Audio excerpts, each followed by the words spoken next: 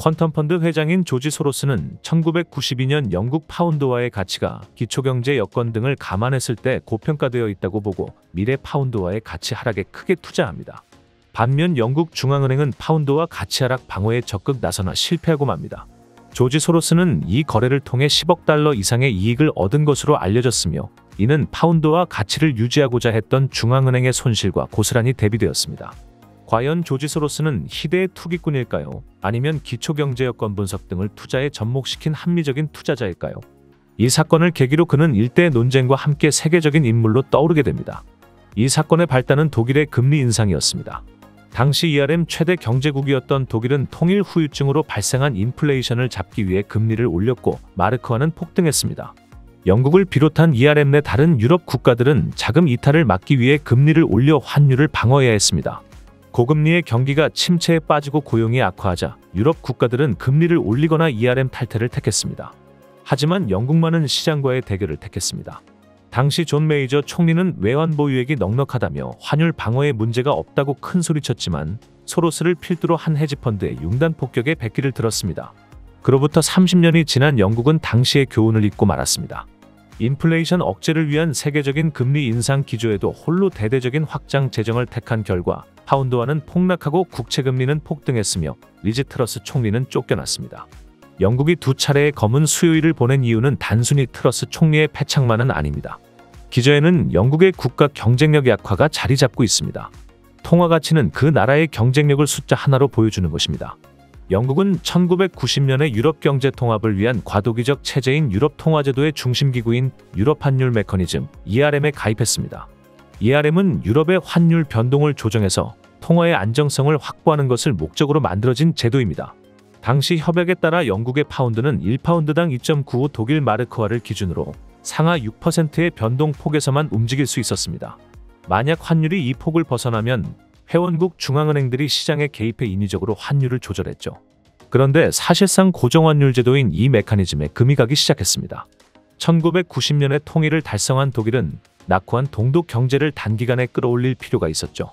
독일은 휴지 조각 신세가 된 동독 화폐와 서독 화폐를 1대1로 맞교환하며 엄청나게 통화를 풀었습니다. 동시에 독일은 과도한 인플레이션을 막기 위해 통일 후 2년간 10여 차례에 걸쳐 이자율을 올렸습니다. 그 영향으로 마르크에 대한 수요가 증가했고 이를 완화하기 위해 회원국들은 이자율을 올려 환율을 방어해야 했습니다.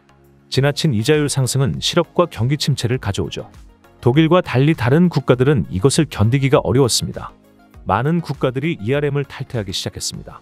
하지만 영국은 자존심을 지키기 위해 파운드와 폭락을 방어하며 환율 메커니즘을 유지했습니다.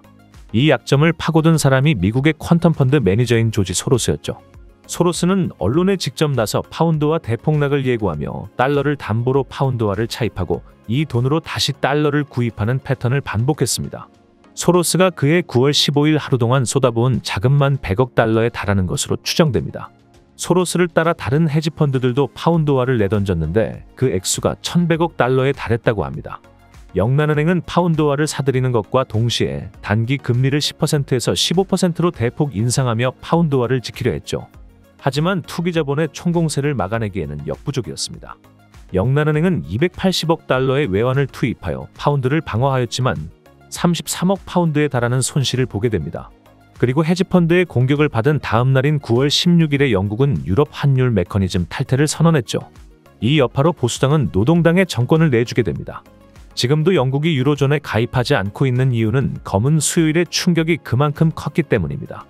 이 환투기로 소로스는 2주 동안 10억 달러를 벌어들였는데 이것은 역사상 최단시간에 가장 많은 수익을 올린 펀드 매니저의 기록입니다.